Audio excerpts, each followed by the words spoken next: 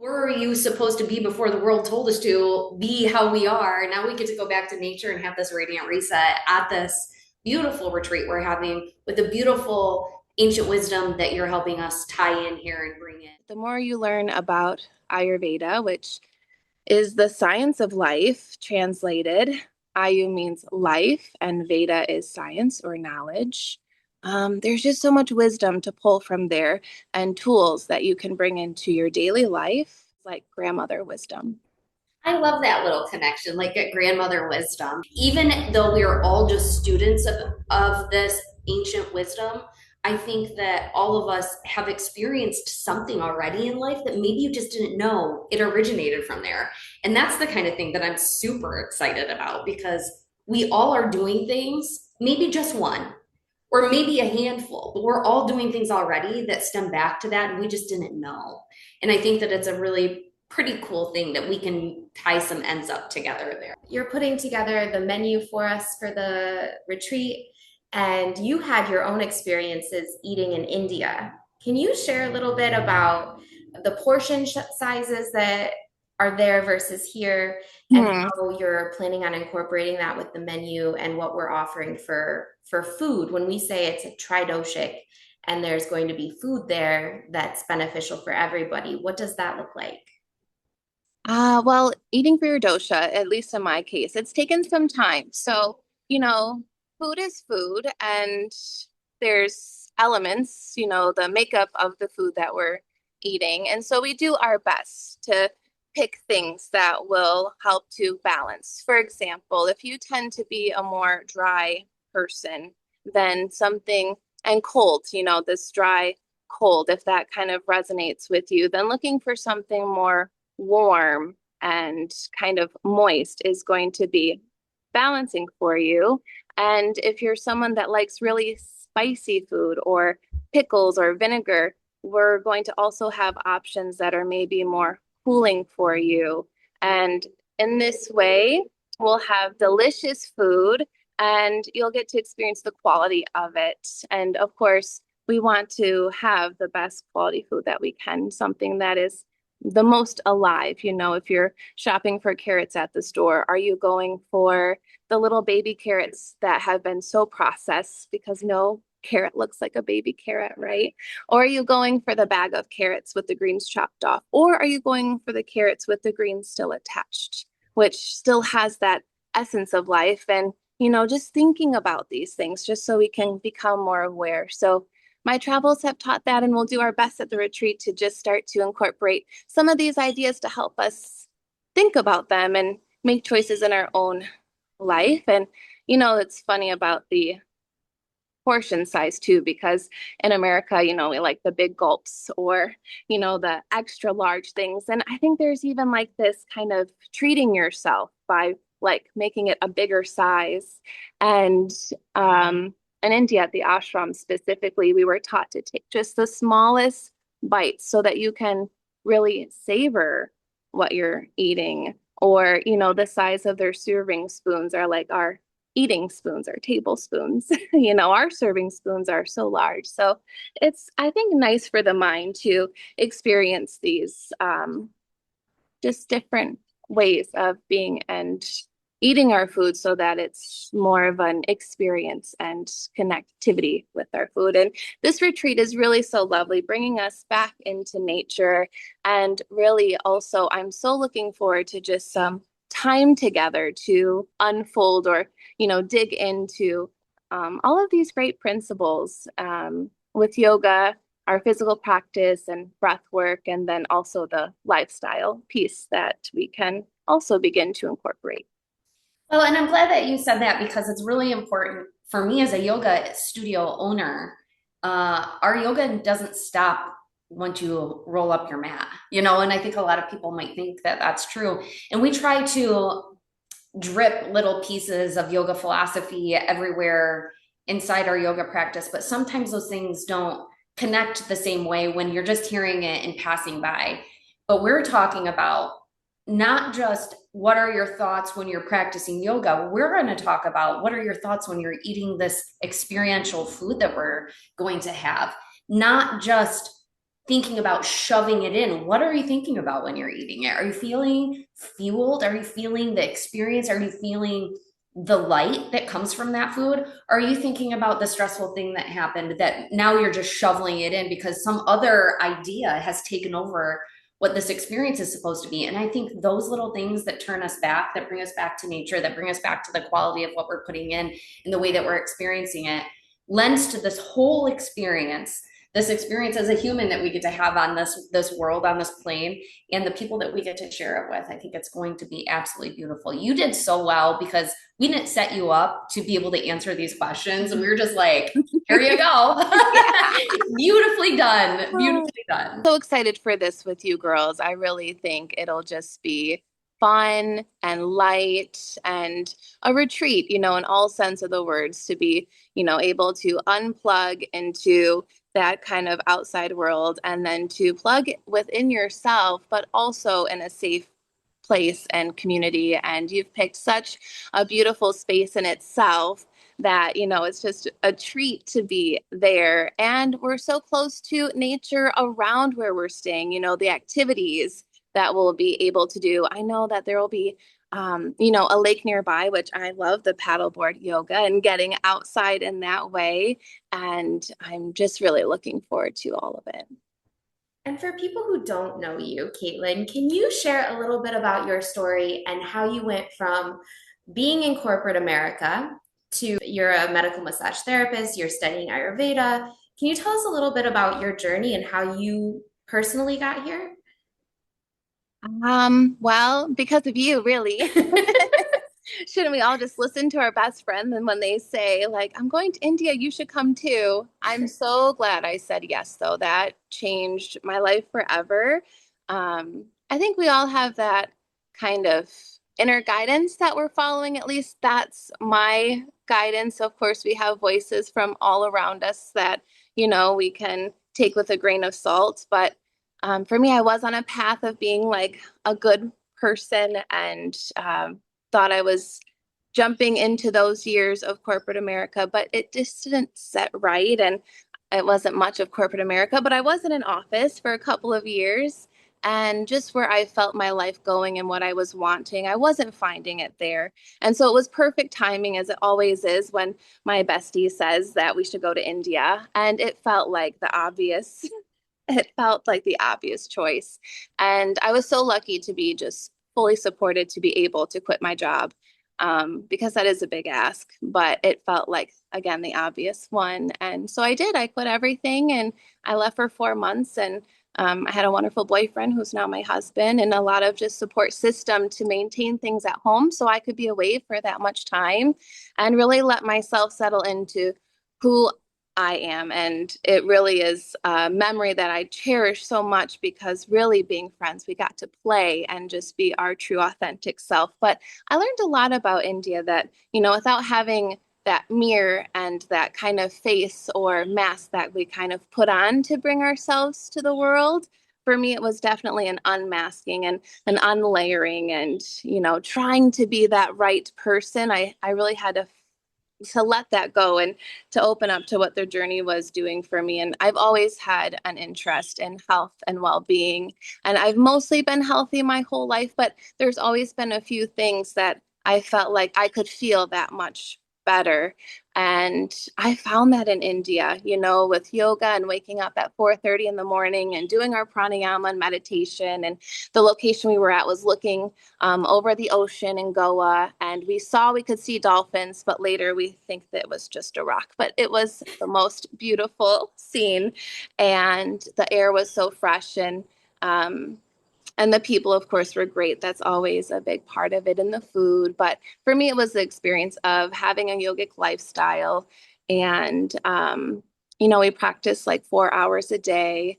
And the food that we were eating, it was only vegetarian. It was highly digestible. The system was easy to digest. And we also were in sync with nature, waking up with, the sunrise and going to bed with the moon. And I just loved how natural it felt. I learned to be barefoot for the very first time, went through the oohs and the ahs from walking barefoot in the sand and all the rough things to like 10 years later, it's my favorite way to get around is to just leave the shoes behind. So for a lot of ways, it just changed a lot, but it also awakened a lot within me, as I'm sure that you can relate to with our life experiences. And I still feel very in awe that I'm here doing what I love to do, just one door opening after the other. So um, I'm just very fortunate and very grateful that I get to share my time with other people, sharing something that I just truly love so much and has made such an impact in my life. A lot of people don't understand the Ayurveda. When we say Ayurveda, they don't necessarily know what it means. We had very cheap Ayurvedic doctors that we were able to go to, and Mm. it was Cheap as in incredible. inexpensive. Inexpensive. Really? Oh yeah, we would pay $5 and have just an incredible experience with these doctors. My mom almost didn't come home when she was That's supposed to come right. home. Ooh, And yeah. she went to this doctor in Mumbai and she was able to help her feel good enough to get on the plane and get home. And Kaitlyn, you kind of had a bit of an experience starting to learn about these concepts without actually knowing you were learning about these concepts. Would you be willing to share a little bit about your experience in Goa, your first time in India, and how you've kind of started to learn about this medicine? Yeah. Wow. Well, first of all, Ayurveda is so ingrained in the culture. You don't really know that it's Ayurveda. And even in India, someone might not know that they really do know about Ayurveda, but it really is in the culture. So just like you said, I really didn't know that I was being exposed to Ayurveda, but then you learn and you're like, oh yeah, everybody does it like that there.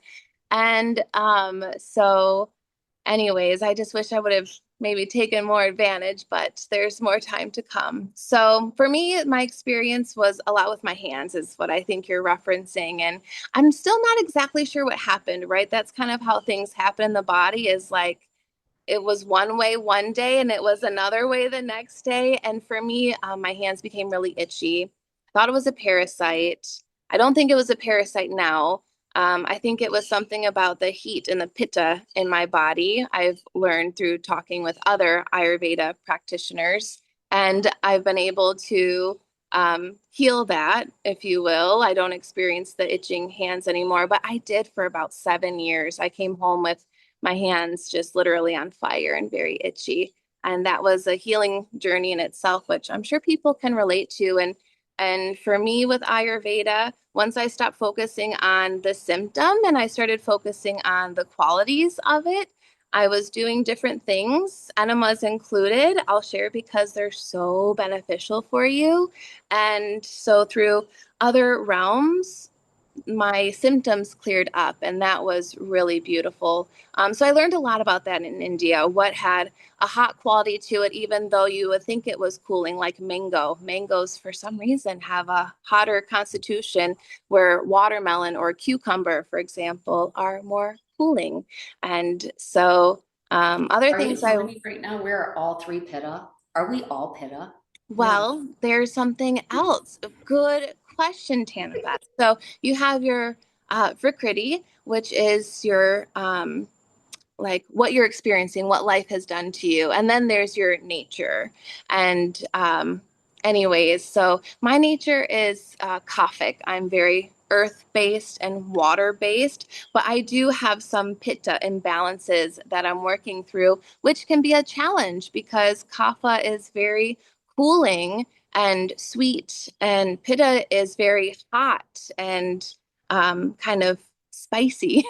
And so things that you would give to a pitta person isn't really what you would give to a kaphic person. You know, I need the hot warming spices to kind of get my system moving, where pitta has plenty of that. They, need some mellowing, and I'm plenty mellow. So in this way, it has been a challenge to find things that are cooling and yet also be able to help my Kaphic dosha, because I did that coming home. I was doing all the cooling things that help my hands find relief, but my Kaphic nature, I was gaining a lot of weight. I was holding on to things. Those are like my Kaphic tendencies, which we'll get into a lot at the retreat, talking about these qualities of nature. But it's helped me so much to understand myself and then to find medicine in the world around you. So if you go to India, I'm sure you'll have an experience that you'll remember forever, but it's also been the best teacher, as all great experiences are, right? Well, you just said find your medicine, but it's in things like food and how you breathe and how you move and Right. things like that, right? It's not the medicine that we think of when we think of medicine. Yes, thank you for bringing that up because absolutely everything around you is either going to bring you more into balance or more out of balance. And that's how Ayurveda looks at health. Someone that is in consistent balance is in a state of health, where we, in a Western with allopathic beliefs, we look at health with disease. Is there disease in the body or is there not disease? And then we treat the disease. So you do kind of have to put a new way of thinking on or allow other ideas to come in and then find a good balance. But Ayurveda does work well in the allopathic world with Western medicine because, again, we're all nature. So, what we're putting into our bodies absolutely has an effect on both our mind and our body.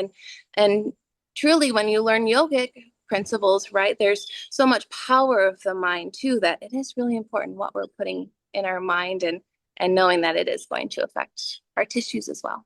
From your perspective, if you could go back and tell your younger self how to see things differently, what would you go back and tell your younger self about what you know now to start that process over?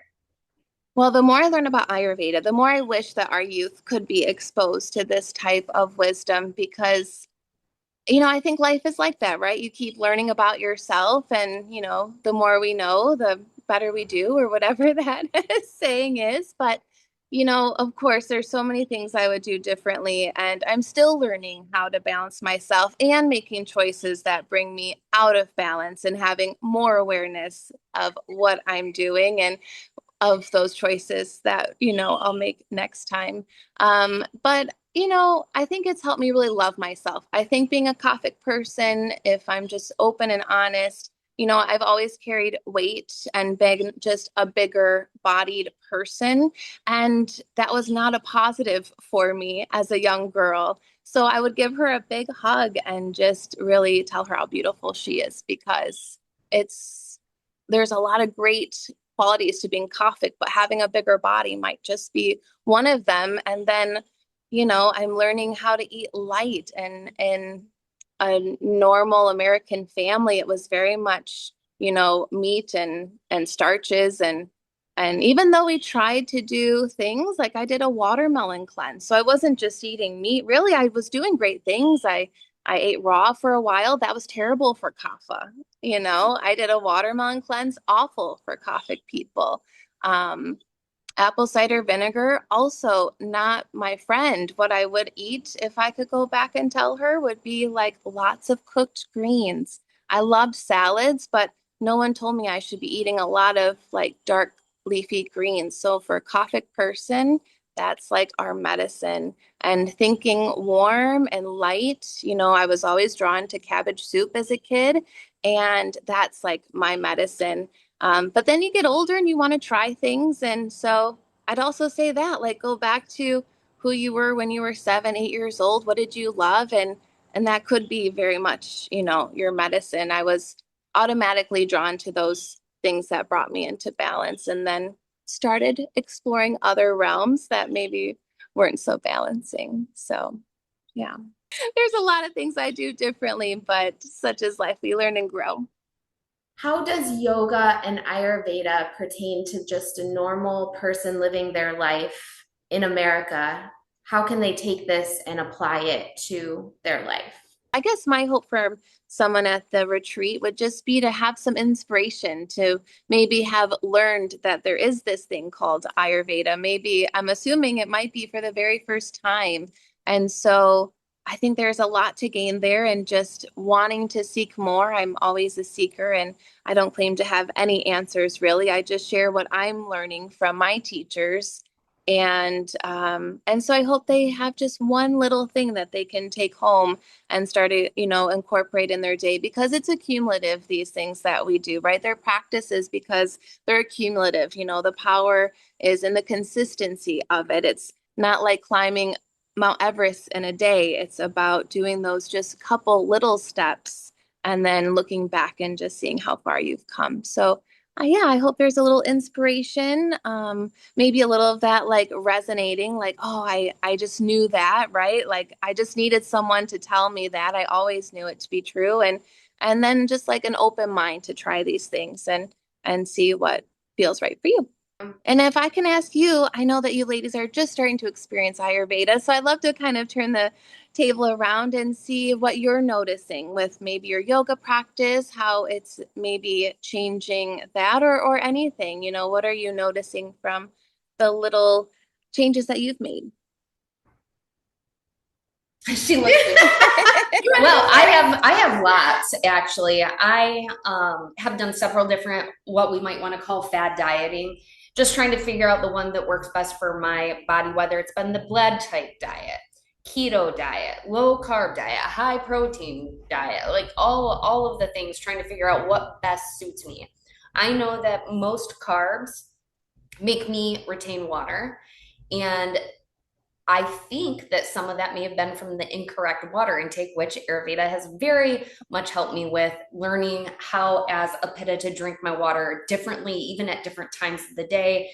And it's kind of interesting because no one's telling you to drink ice water. You know what I mean? And I would tell you, as a colon hydrotherapist, to not drink ice water because it's going to slow your metabolism. Um, so it's just really interesting how different thoughts come together for different reasons, but they are all equally wonderful and help lead you down the right path. So a lot of the stuff that I have already done happens to show up in this, and in a way that maybe is tweaked it just enough to make it so that I can sleep all night long. I'm not waking up to use the restroom. I'm not waking up with pain. It's made it so that I can wake up easier. And even like the I love the 4 o'clock fruit break. I don't know. Something so little like that can just change your life so significantly. The person that I am, and Jessica can even vouch, I could drink coffee all day long, and then still hit the bed and go to sleep, but not in a productive way. My sleep has been different. My dreams have been different. And instead of thinking that I might need coffee at 2 o'clock, at 2 o'clock, I'm having another tea, and knowing that at 4 o'clock, I'm going to have my fruit break. And that fruit break gets me to my 6 o'clock. Well, I'm probably eating, depending on the day, about 5:30. And so just shifting where I'm doing things. And of course, putting in more watermelon, putting in more cucumber, some things of that nature has made my diet more interesting for me because it was very slim on what I would put in. And I feel like my brain has more outlet for creativity, even because I'm not feeling pigeonholed, even though it's kind of restrictive. It really is. Because if you think about all the things that would put somebody out of balance, there's the equal opposite of bringing you in balance, and you have times that you want to avoid certain things. And I thought I would feel restricted, but I'm not. I just feel very, like you said, more myself and in ease, which is not what I expected at all. I thought it was going to be difficult. A lot of the changes I made within the first 24 hours, and Shree's like, whoa, you're going a little quick here. Well, I expected to have some things switch right away, and it has been fairly significant. For like, I've not ever heard anyone besides a colon hydrotherapist ever talk about the circadian rhythm and how our organs cleanse themselves overnight. And Kaitlyn's mentor and teacher guru brought this into my attention with, "Yep, you seem to know all of this. Why aren't you doing it?" And I was like, "Well, my stomach is rock hard. You can put anything in that iron castle, and it just comes out like it's supposed to, except for maybe it wasn't."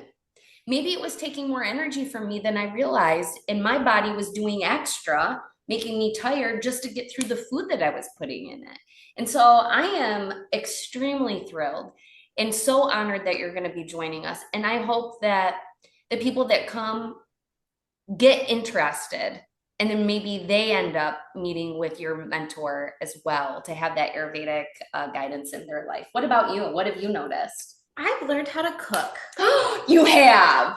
Simple. It's not like, but beans and rice, I mean, that's a staple. And then I can add in, I've been doing food combining, which is a Ayurvedic thing Yes. that your mentor talks about a lot. And so I think about it. If I'm eating meat, I ask my body, would you like a burger? And sometimes my mind's like, yes. But when I ask my body, I know that that's not going to feel good. I know I'm going to get some indigestion, some heaviness. Yeah. But if I just eat the burger, I feel completely different. And why is that? Do you think people might not know? Mm-hmm. Because of the way that it digests? And this is something I was so thrilled. This is another thing that I would have never put in the Ayurvedic column, because this was my national certification in cold and hydrotherapy. You don't eat bananas with strawberries, friends. But everybody does that. No, you don't. And you eat melon with melon, and that's all. Like, it's really kind of crazy how we go nuts and just shove food together. And my husband will actually tell you, I've never really adhered to it as much as I am now, because my stomach would just do what it needed to do. I didn't get bloated from it, but I didn't realize it was taking energy from me, because my body didn't know what to do with putting everything in a cauldron and mixing it up. If your meat takes 7 to 10 hours to digest, why the hell are we eating it with fruit that takes 45 minutes to an hour? It makes no sense. Of course it's gonna make you feel bloated and gross. Same thing with the bun with the burger, right? Those two things were not meant to really go together. And it's interesting when we learn that food combining, how much more we can actually experience without the upset. Mm-hmm. And it's simple. You're still eating. It's not like I'm taking food away. I'm just eating it a little bit differently. Or my water, like, rather than getting up and going straight to coffee, which has always been my thing, I drink a bunch of water. What is this, a quart? Yeah, a quart of water. I squat down and my colon releases. It's bingo. It's so simple. And it's warm water, obviously. And then the abhyanga, the oils, that feels so good. I am so glad that you're saying this, because everyone at the retreat is going to get the abhyanga container. We've ordered the containers. We have the organic coconut oil. That was one of my homework assignments. And she told me 3 days. I'm like, girl, I'm doing this every day. I am doing this every day, and I have never ever done it in this way. And I think that if every little girl was taught to care about her body in this way, our lives would be different right now. Mm-hmm. And so I am just over the moon about the things that we are sharing, which are things as a massage therapist that we're doing all the time for other people. How are we going to bring this up for those individuals to do for themselves, to care for themselves, and to step up where their energy is spent? And I just think that that has been the most important part for me. I'm not expending my energy inside my metabolism. I'm expending it where I want to. I am cutting out that extra, using the food combining lists, using the kind of foods that I should eat as a pitta, and the timing in which we should eat it. I'm a super faster. I love to fast. And this has kind of got that built in. But it can go nice and easy if somebody's not used to fasting. The water thing. So we talked about the circadian rhythm. We want to make sure that we're not combining things that shouldn't be, because it makes it harder for our organs to cleanse. Mm-hmm. Our organs cleanse overnight, each organ at a different time, from midnight to probably 4:30 or 5 o'clock. And then we wake up. And if we get up and we just go, all of that stuff that has taken all evening to come back in through our colon to be excreted so that we can start fresh for the day, reabsorbs back into our body. It's like we're this trash compiling system that just did negative stuff to ourselves because we didn't drink the room temperature water and have a squat before the rest of the day got on. And then we wonder why things come out through our skin, right? Like whether it's our hands or our legs or our face, even our hair. And so it just all goes together. It's a holistic way of being, and we are so grateful to have you. There's something else that I think that I noticed for you over spring. Can you speak to whether or not an Ayurvedic way of living is easy or hard? Well, we did a cleanse. So the cleanse itself was very difficult, but I think that it makes life easier.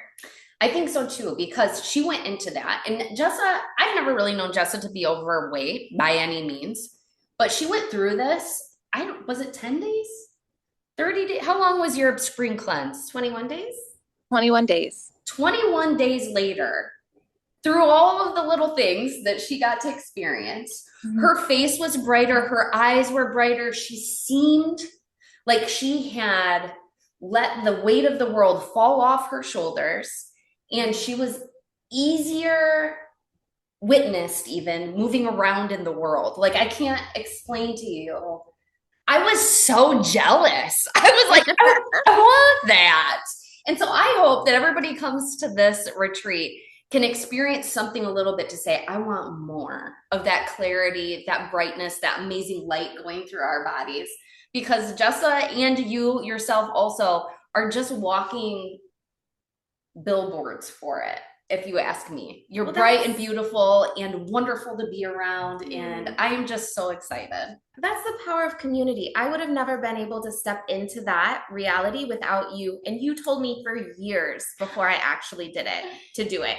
But I think without that support and that connection and that just.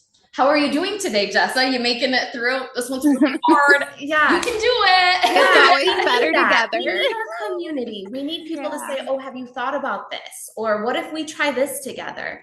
And it makes it easy. It makes it fun. And then you feel better. And when you start feeling better, you think better. When you think, but like it's just that ripple domino. Absolutely. Yeah, empty and clear, clear and empty. That's how we were born and designed to be. And cleansing is not easy. But Tana Beth, you're always welcome to join us. My class is starting, so we have to let you go. Oh my gosh, this was so fun. This is so fun. Thank you so much for sharing. Same. Who knew we were going to get so excited by that question? All the time. I tell you, this stuff is exciting. Yeah, it's going to be a blast. Yeah.